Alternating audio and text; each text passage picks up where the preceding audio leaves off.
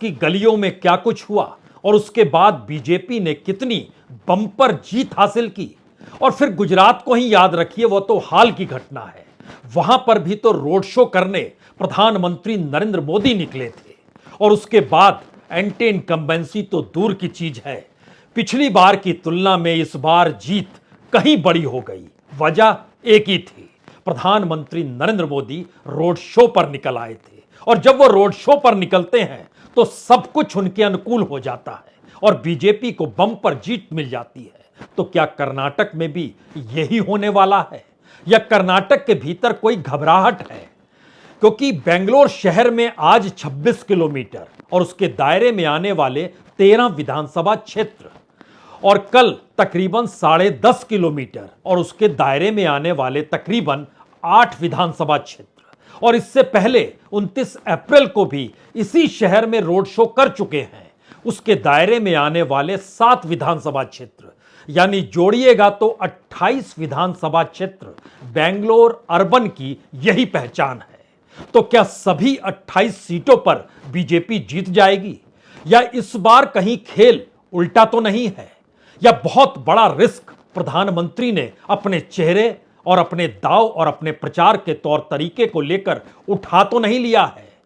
क्योंकि बेंगलोर ही नहीं बल्कि समूचे कर्नाटक के भीतर एक शोर उस रेट लिस्ट का है जिसके दायरे में मुख्यमंत्री की कुर्सी का भी रेट लिखा हुआ है, जिसके दायरे में हर उस संस्थान के भीतर ट्रांसफर पोस्टिंग से लेकर कोई नियुक्ति अगर कहीं होनी है तो उसके रेट लिस्ट का भी जिक्र है। और इस बात का भी जिक्र है कि दरअसल ये सारी चीजें अगर कमीशन के तौर पर हो रही थी तो पैसा बेंगलोर में नहीं रुकता था, यह दिल्ली चला जाता था और दिल्ली से आकर बेंगलोर शहर में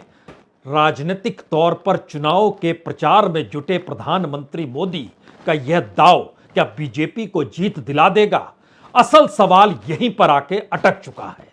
और कर्नाटक की राजनीतिक जमी को अगर इस दौर में समझे तो गांव गांव तक अगर रेट लिस्ट का जिक्र होने लगा है कि कुछ भी काम कराना हो तो आपको पैसा देना पड़े, तो ऐसे में जो जो मुद्दे उभर कर आए वो मुद्दे हो सकते हैं आपके जहन में हिंदू मुस्लिम को लेकर हो, वो मुद्दे आपके जहन में कॉमन सिविल कोड को लेकर हो सकते हैं, और वह मुद्दे चाहे परिवारवाद का जिक्र हो, चाहे कांग्रेस की विरासत का जिक्र हो, और तो और इस दौर में बजरंग दल का भी जिक्र क्यों ना करें। लेकिन गांव वालों की जुबान पर एक ही शब्द है, वाकई करप्शन बहुत है। और अब जब रेट लिस्ट तमाम अखबारों के पहले पन्ने पर विज्ञापन के तौर पर समूचे कर्नाटक में छपने लगी है तो लोग पढ़ने लगे हैं और पढ़ते हुए जानने लगे हैं कि इससे पहले किस इस तरीके की चुनौती तो दी नहीं गई थी। तो क्या जो दाव प्रधानमंत्री ने रोड शो के जरिए खेला है और जितनी फूलों की पंखुड़ियां लगातार उनकी यात्रा के हर कदम दर कदम पर बिखरती चली जा रही है, सड़क दर सड़क एकदम पीले रंग के फूलों की पंखुड़ियां से बिछ गई, तो क्या यह सब कुछ सामान्य स्थिति है या फिर फूलों की पंखुड़ियों तले उन तमाम मुद्दों को दबाने की कोशिश है जिससे एंटी इनकम्बेंसी काम ना करे? क्या स्थिति है और उसके भीतर का सच क्या है? हमें लगता है आज एक एक पन्ने खोलने की जरूरत है, तब समझ पाएंगे कि दरअसल बहुत कम दिन वक्त बचा है, जिसके बाद वोटिंग होनी है। 10 तारीख को ही तो वोटिंग होनी है और आज और कल प्रधानमंत्री बेंगलोर शहर में है। लेकिन आज जब वह रोड शो पर निकले, वह किस रूप में और किस भव्यता के साथ था, जरा एक नजर इस पर भी डाल लीजिए।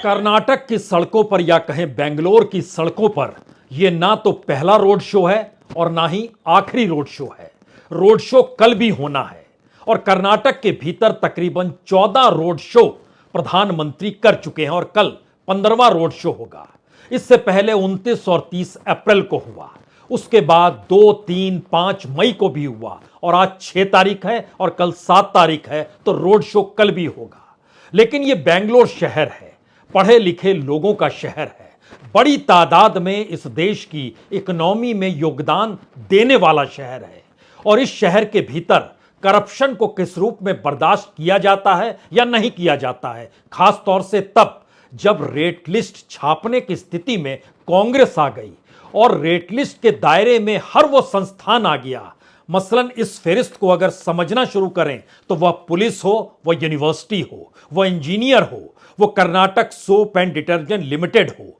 वह फूड एंड ड्रग एडमिनिस्ट्रेशन हो, वो बेंगलोर इलेक्ट्रिसिटी सप्लाई कंपनी हो, वो बेंगलोर डेवलपमेंट कमीशन हो, वो बेंगलोर मिल्क यूनियन लिमिटेड हो, यहां तक कि कर्नाटक पब्लिक सर्विस कमीशन, उसका भी जिक्र कर लीजिए। हर जगह अगर कमीशन लेकर नियुक्ति और ट्रांसफर हो रही है तो इस प्रक्रिया के भीतर और उसकी रकम अगर अखबारों के पन्नों पर छपते हुए निकलकर लोगों के जहन में रेंगने लगी है तो एक सवाल हर कोई पूछ जरूर रहा है कि दरअसल इस कमीशन का मतलब क्या डबल इंजन की सरकार है? जरा इस लिस्ट पर एक नजर डालिए, तब आप समझ पाएंगे कि दरअसल कर्नाटक के चुनाव के भीतर प्रधानमंत्री ने ही खुद को चेहरा क्यों बनाया और इस रेट लिस्ट ने कैसे खुद को चेहरा बनाकर प्रधानमंत्री के रोड शो को धूमिल क्यों कर दिया। यही वो रेट लिस्ट है। मुख्यमंत्री पद के लिए भी 2,500 करोड़, मंत्री पद के लिए भी 500 करोड़ और पुलिस में एसपी की नियुक्ति, पीएसआई की नियुक्ति, कांस्टेबल पद पर नियुक्ति, तहसीलदार पद पर नियुक्ति, सबके लिए कुछ देना है। एसपी के लिए 15 करोड़ तक देना है और कांस्टेबल के लिए 10 लाख तक देना है और यूनिवर्सिटी में वाइस चांसलर, सब रजिस्ट्रार, असिस्टेंट प्रोफेसर, सब की कीमत, engineer, junior engineer, PWD junior engineer, सब की कीमत। और Karnataka soap and detergent limited की भर्ती हो या फूड एंड ड्रग एडमिनिस्ट्रेशन में भर्ती हो, हर भर्ती में पैसा देना है, यहां तक कि बेंगलोर डेवलपमेंट कमीशन में भी पैसा और कर्नाटक पब्लिक सर्विस कमीशन को लेकर भी पैसा। तो 4 बरस का यह पूरा कच्चा चिट्ठा हर पद के साथ निकाला गया और बताया गया तकरीबन 1.5 लाख करोड़ से ज्यादा की रकम इस दौर में कमीशन के तौर पर सरकार ने हड़प ली। सवाल यही है कि यह रेट लिस्ट अब सार्वजनिक है। और एक दूसरा विज्ञापन देखिए, यह वहां पर हिंदू ने छापा है जिसमें बताया गया कि किस किस अखबार ने किस किस तरीके से वहां पर भ्रष्टाचार और स्कैम की खबर छापी। चाहे वो कर्नाटक के कॉन्ट्रैक्टर्स कह रहे हो 40% कट देना पड़ता है, या बीजेपी के करप्शन को लेकर वहां पर लोकायुक्त कह रहे हो कि बीजेपी एमएलए और उनके बेटे से 8 करोड़ जब्त कर लिए, या फिर 13,000 स्कूलों का जो आरोप हो, इसकी भी एक पूरी लंबी फहरिस्त है किस तरीके से लूट है और लूट दर लूट है। दरअसल यह रेट लिस्ट सिर्फ भ्रष्टाचार का प्रतीक भर नहीं है,